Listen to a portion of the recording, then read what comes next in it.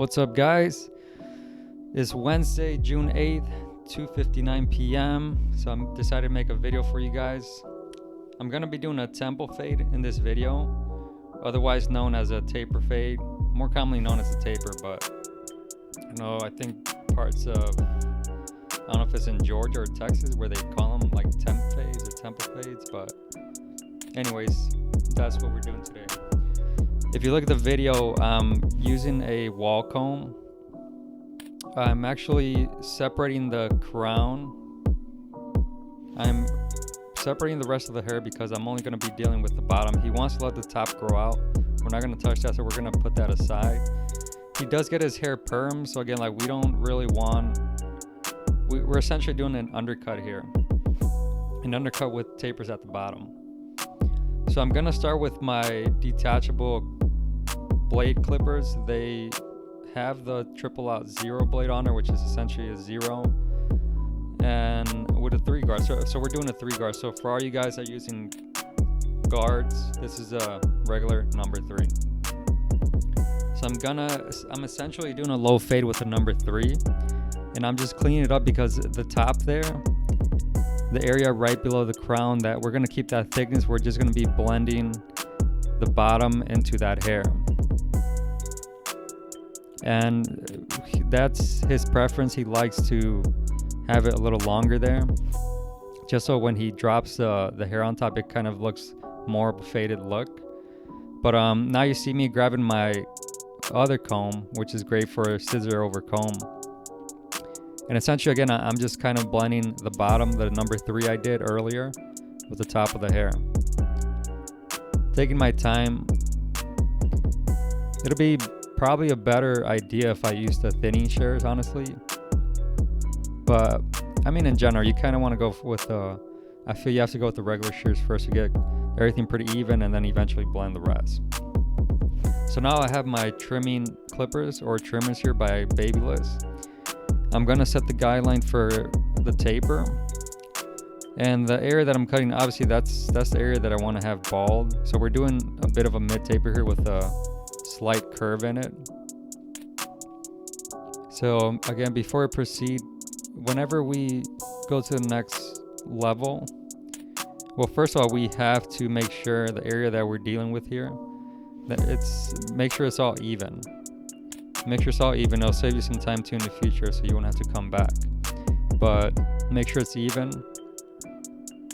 I like to kind of like do a very slight flick at the top. That way it's easier to blend into the rest of the numbers. So go heavy at the bottom, but then just kind of lose some resistance or some pressure as you go up. Brush the hair. Make sure you brush constantly, because you want to see, again, that you have achieved and cut all the hair that's there. Keep your brush on deck. You can either use one of these neck dusters, or a brush works fine as well, a hairbrush. You can even use a really thin comb, or taper combs as some people would call them. But yeah, I mean, it's a rainy day here in Chicago. Well, I don't actually live in Chicago. I live in a surrounding city, right over the border into Indiana. So I actually live in Indiana, guys. If you don't have clips like the ones I have on my client, these are called alligator. I'm sorry, I can't even talk. They're called alligator clips. I got these on Amazon. I like these as opposed to the flat ones because these actually have these grip the hell out of the people's hair. Like, that's gonna hold in spot. It's not gonna slip. It's not, no, like, that's, if you don't have alligator clips, make sure to get them ASAP. And again, I found off Amazon, so, but honestly, you can find these anywhere. They have a spring on them is what it is. You can see the metal piece there. So again, it has a lot of resistance. At the bottom, you see me using the Babyliss shaver. I'm balding off that bottom, but again, we're using less pressure at the top, more pressure at the bottom. We're always flicking out. We never really want to set a true even guide at all, or not a guide, but just, you always want to be flicking at the top. So So you see me using the corner of my Wahl Seniors, and that's all I'm going to use to work up. Because there's a curve, I don't want to use the entire blade because the blade will be way too big to work on that area. So for tapers, again, I would recommend using just the corner of your blade. Just pretend you're using half the blade and the rest of it just lift it off. You're going to see me work through all the lever here. So we started with the Wahl Seniors open. At this one, we're just kind of going, using the middle increments, such as a 0.75, a half, or even a half. So just work all through them.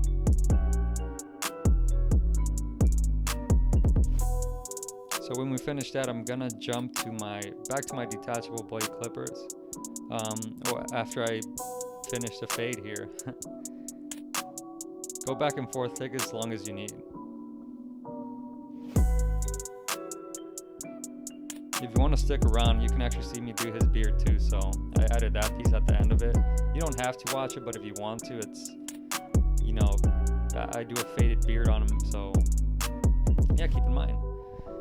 So the way I like to do my haircuts, so keep in mind also that, so I'm filming this haircut as I'm cutting on a regular work day. So I see a lot of YouTube videos and they kind of work on one spot at a time and then work on the next, and while that is, a better option if you have the time to do that. That is better, but I'm trying to be as efficient, but also I want to feel as fast as possible while still giving a great haircut. So what I like to use is whatever clipper I have in my hand, I try to utilize it as much as possible, use it for everything that I'm going to use it for, and then move on to the next clipper and use that clipper for everything that I was going to use it for, just to save time. So before, if I was cutting this haircut with guards, I would, again, after I would finish this spot here that I'm, fading out without any guards, I would actually, again, I would wait till I'm finished with this here, and then I'll slap my one guard, and then go all the way through to this left side, the back, and then the right side, and so on and so forth. So we're just moving a level at a time. You can go further with this technique and even do it on the beard.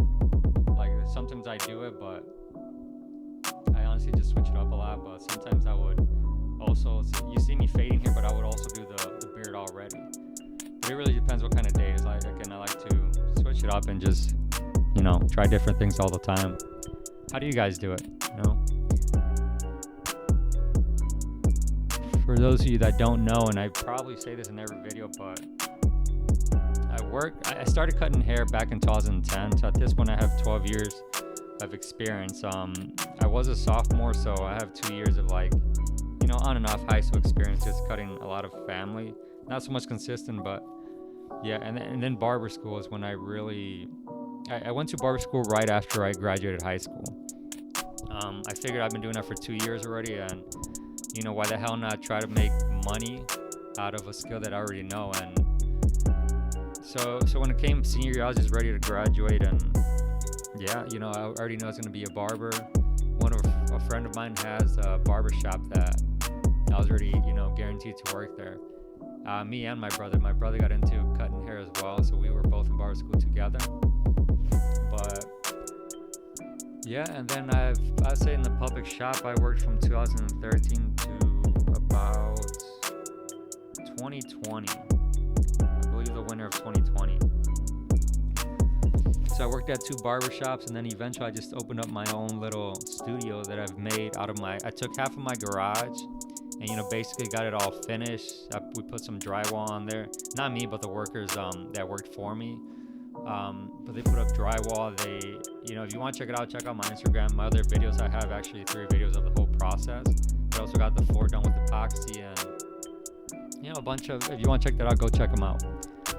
Back to the video. So I slipped onto the number 1.5 blade, and now again, I'm slowly fading the rest of the hair, taking more of the bulk out, going all the way around. We're even going to touch the back of the ear. But again, using the 1.5, we're slowly blending and getting closer to the end of it.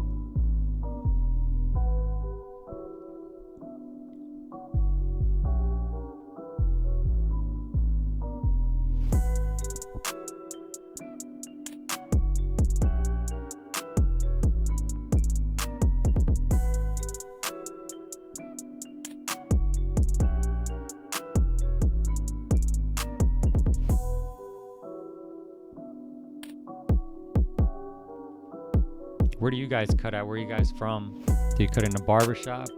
Do you still cut at home in the basement or in the kitchen while your mom's cooking?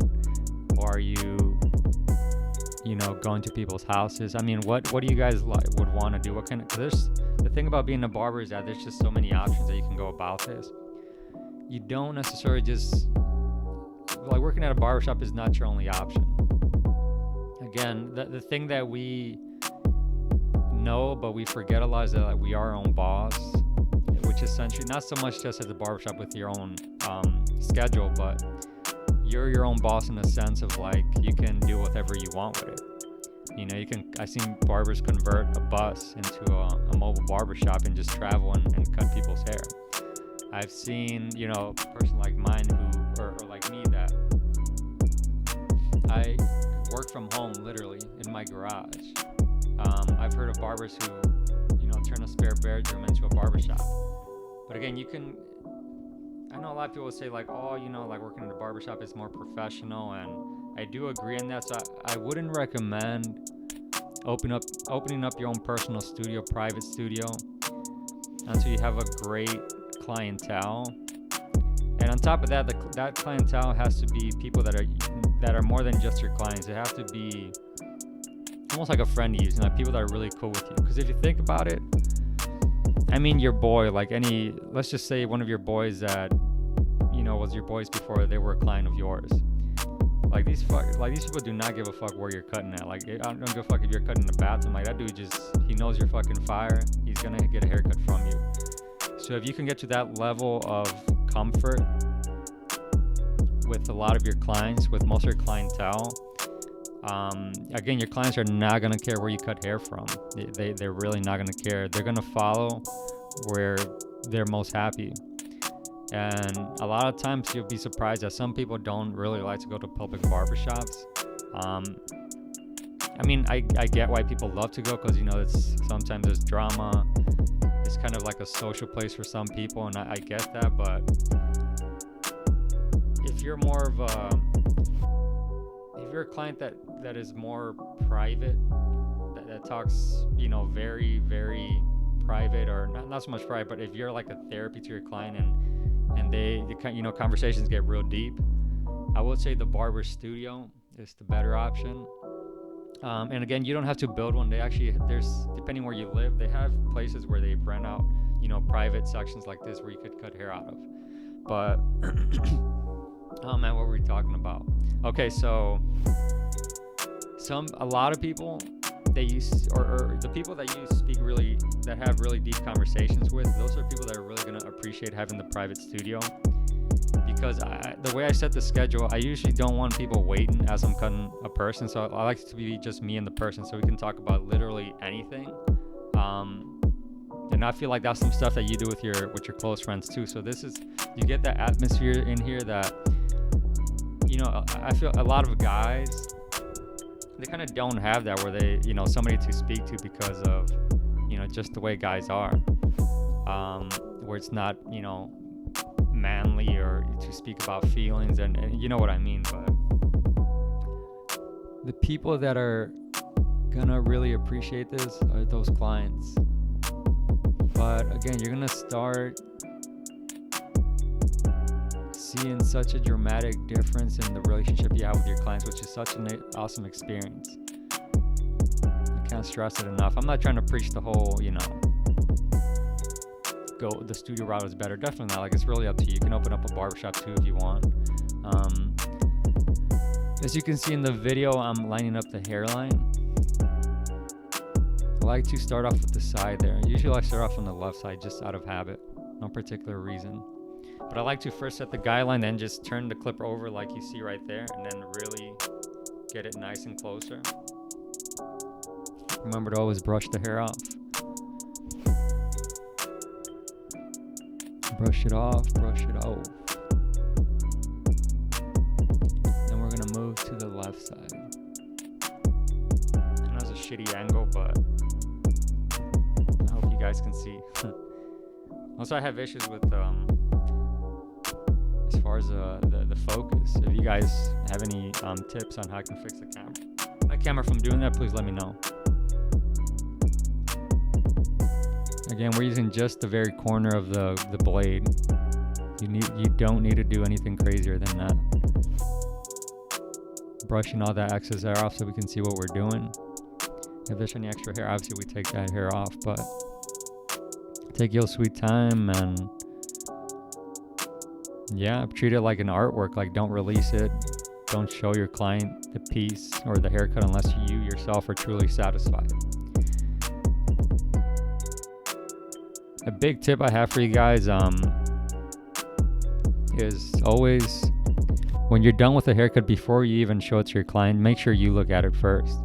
Make sure you get in front of that person, eye to eye. You don't have to stare them in the eye, but you know, we're looking right at each other. And look at it from the side, the same view that he would see it once he held the mirror up. And again, he's only going to see that front view, maybe move his hair left and right, his head. But ultimately, you know, if you're happy, that's essentially what the client's going to see. And, you know, he'll be happy. You don't want to give the client a reason to go back and be like, oh, like, you cut this shorter. Like, no, you kind of want to, I mean, it's not a bad thing, but you kind of want to strive to do that. People love when they don't have to explain anything to a barber, when they can just go in there and, you know, it's kind of like a preset. They already know what they want, what they're going to work out of, and makes them more confident. Gives them a reason to come back to you. But yeah, try doing that. Like, challenge yourself. Challenge yourself to try to get it right for the first time. And if not, no biggie. I mean, it happens. Sometimes we cut it, you know, we don't cut enough on top, or, you know, maybe we just missed something that we didn't realize we missed. If you guys want to see any other videos, I mean, whatever haircut you guys want to see, if you want to I want to challenge myself and try doing I want to try doing a tutorial in Spanish. I am fully Mexican, but growing up in an area where, you know, my first language is actually Spanish. But the crazy thing is that, I don't know, just living in an area that's predominantly English speaking people, I kind of lost it. But I'd love to take it as a challenge to kind of like rebuild my vocabulary. So if anybody wants to see any Spanish speakers out there, or, you know, viewers want to see that, you know, hit me up or drop a comment. I'll do that one. If you guys want to see maybe an eyebrow video, I can do that. How to line up a mustache, how to line up, you know, a fucking beard, trim lashes. I mean, waxing, I can wax ear hair, I wax nose hairs, I do hot towel shaves, I do massages, I do facial massages. No body, none of that, but I do facial massages. And shit, I'll even do a back waxing video if you want. I mean, you let me know. You guys are the audience. I'm down to give you guys, you know, whatever content y'all want to see. We're brushing the hair off. He has a widow's peak that he doesn't like, so we always chop that off. We're gonna apply a little bit of Elegance shaving gel. I want to say, I don't know if Elegance still exists. I want to say they're known as Level B now. I could be wrong on that. I could be wrong. But I just use I love their shaving gel. Apply it very lightly. And then we're just gonna shave. To be honest, this shaving gel, like, I do like it, but I hate the fucking fact that I just feel like it's very uncomfortable. Like me, when I do my beard, I use it, but I just fucking hate the feeling of like wet fingers and cold, and especially in the wintertime. I used to have a hot lather machine, but I just stopped using it because I didn't keep up with it, and sure enough, it just kind of clogged up. I think it clogged up and just stopped working. But I just want a better alternative, something that doesn't get cold and nasty. Maybe someone can invent that for me. Let me know. Shit, fucking sponsor me if you want. I'll be down to, you know, drop a video, make a review, whatever, you name it. But I'm gonna love that product, whatever it is. If somebody invents even I don't know, like a warm shaving gel, something. But in the video, I'm using my straight razor to line them up. I use Astra blades, ASTRA. You can find them on Amazon or your local beauty supply store. I love them. I'm always down to try new products, new brands. If you guys have any recommendations, I like very sharp, you know, blades. So, I mean, who doesn't, right? But if you have any recommendations, feel free to shoot them, and I'll try them out for sure. Shit, I mean, if I'll even do a product review if you guys want that. But yeah, you see the haircut where you took the clips off, and now we're just dropping the hair and seeing, just again double checking if you see any hairs that just look out of place, and go ahead and fix that. Go ahead and fix that. We're gonna do the beard now. I hope you guys are still watching. Please bear with me. We're almost done here. I know this is a long video, but I did this on purpose with intention for you guys to be able to see everything, you know, not just cut all the parts that a lot of barber videos tend to cut out parts that almost discourage people. It makes the haircut seem like, it makes them seem like they're perfect when they cut hair, but and don't go back and fix mistakes. But I'm gonna show you guys all the steps. And also, as I'm cutting his hair, we're having a full-on conversation, so not at the moment, but so you're gonna be some spots where I'm either, I don't know, I catch myself repeating the movements with the clippers. But back to the video, I'm using the 1A blade to fade the beard in.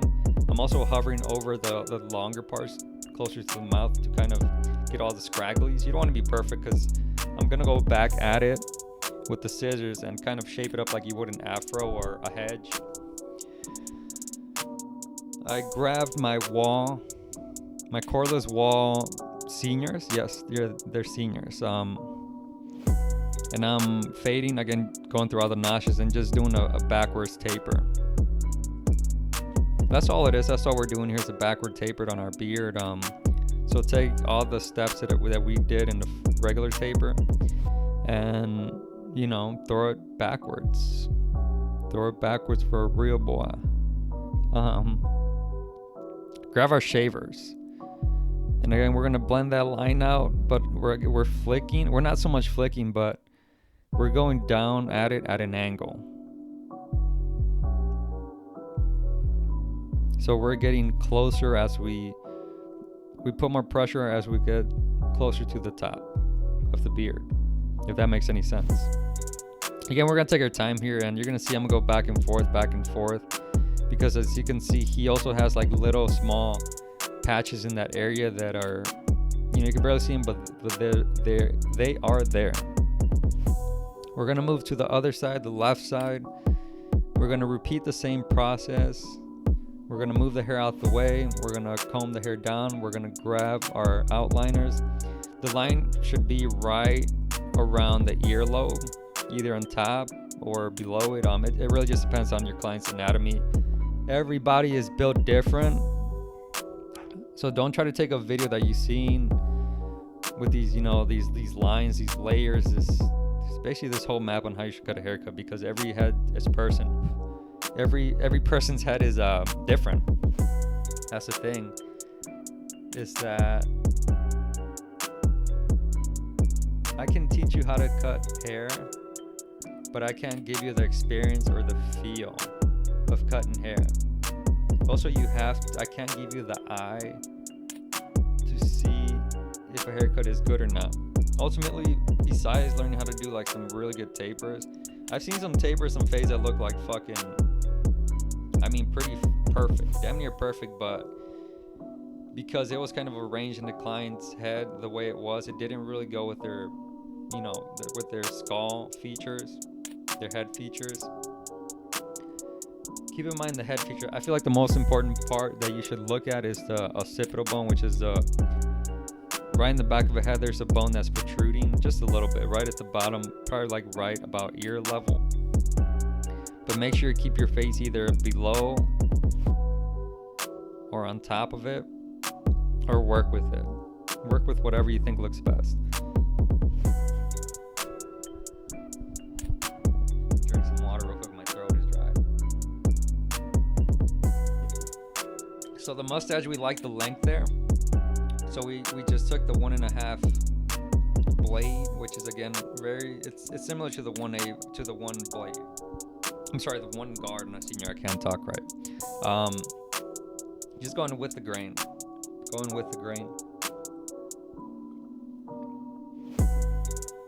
And you see me, I'm just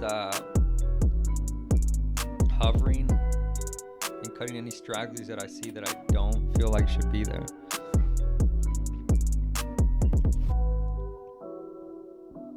Again, we're hovering down with the grain, just getting those scragglies out. I believe I am using the 1.5 blade. You can go ahead and use a 0 or no guard at all, but this, I like using a 1.5 because it gives you kind of a margin for error. Not necessary, but again, I like to do it, especially on a work day, because I am kind of going like faster than I would be if I had all the time in the world to do a haircut. So I like to use that. But by all means, use the whatever you feel more comfortable with. I learned this trick in barber school, and honestly, it's probably why I keep doing it, because I've been doing it for so long. It just feels comfortable to me, and I'm probably better with just a 0, but this just feels more comfortable for me, so I'm using it. So now that we got the beard done and we level the beard where we want, we fixed the mustache, we're gonna grab our outliners and we're gonna start outlining. You guessed it. So first we're gonna go over the blade like that, and then we're gonna go under. We're gonna go back and forth again, just trying to get the hair in all directions. Also being very careful, because the skin on the neck is very sensitive for a lot of people, not everybody, but just in general, you don't want to put as much pressure as you would on your head on someone's neck, because that's just, you don't want to really give any discomfort to your clients. They're there, they want a comfortable haircut, they don't want to go home, take a shower, and their fucking skin is burning, which I've done to myself, because I cut my own hair. There's times I just was too aggressive or went too hard with the shavers, and I'm over here taking a shower and it's just fucking burning, dude. So just make sure they have a great experience. Keep them as comfortable as possible. Yeah, you saw his face, like, yeah, he decent. But we're gonna get little areas there in the mustache, right above the lip. You don't want to push back on the lip. Just cut enough where it looks sharp, but natural at the same time. That's kind of the look that I go for. If you do the whole, there's people that like being pushed back, which honestly, I don't see an issue with that unless it was a mistake, but some people like that. And again, I used to kind of judge, I used to talk bad on it, but honestly, if the client's happy, that's kind of all that matters. And if it's a client that comes pretty often, it's no biggie. So onto the right side. Outliner, we're gonna outline, we're gonna go under. Clipper grip, that's what I'm gonna call it, because I don't know what to call it. Under clipper grip, and then we're gonna get the bottom, because that's the way the hair kind of grows. Being very careful again, because I'm sure you guys snagged people's skin before. They happen pretty often with these trimmers here because of how pointy the blade is, but be very careful. Be very, very, very fucking careful, guys. You don't want to fuck dude up. My big ass head tatted up like a motherfucker. So, hovering over. We're combing it down. We're getting a little mustache. Being careful not to push that boy back. Oh yeah, we're almost done here. I appreciate you guys keeping up with me, and hopefully I'm somewhat entertaining. Maybe I do this shit for a living. I don't know. Should I be a comedian, guys, or should I just stop making YouTube and just focus on cutting hair? But I do more than that. I started taking stocks, doing stocks. A bit more serious back in, I started in February, so it's been a few months. I'm still learning, guys. I'm still learning. If you guys give a likes if you do stocks. Everybody should know how to do stocks. Taking my scissors and I'm shaping up the beard, making it look a bit more even.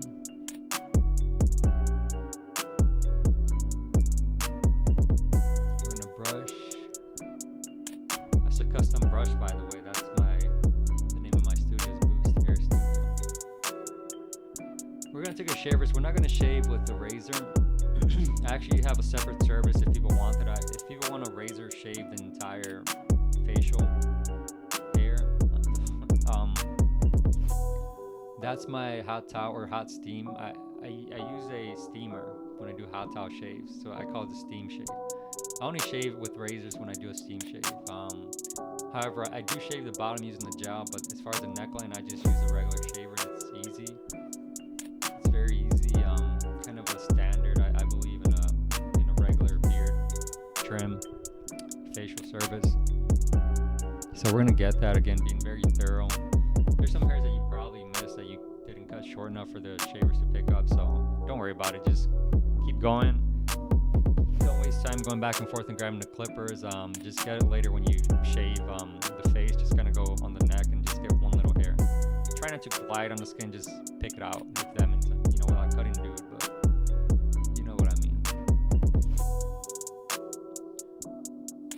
And neck. See, as you can see, I missed some spots there. He cool though. He's just a little bit. Decent. Let's move on. So we're gonna grab our Elegance gel, slather that motherfucker like some ribs. Mustache action. Rub that motherfucker down, boy. Get a little bit of it on the chin right there. Decent. Anyways, doing the other side. Then we're gonna grab our razor. I like to use a different razor for the hair. For the haircut, and then a different razor for the beard. That way, like, it's always a fresh one.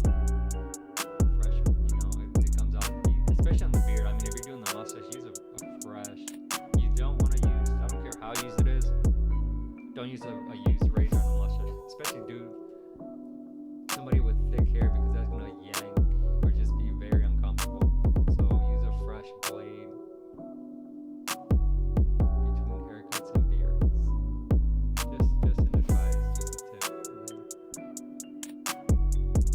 Just slowly doing it. I'm not trying to take all the hair at once. We're gonna go back and forth. We're using the comb, a very, very thin comb, to brush out the loose hair, the hair that we cut off. Now, some people like to leave that line there, which, it looks crispy for a picture, but you have to take the hair away to see what you actually did.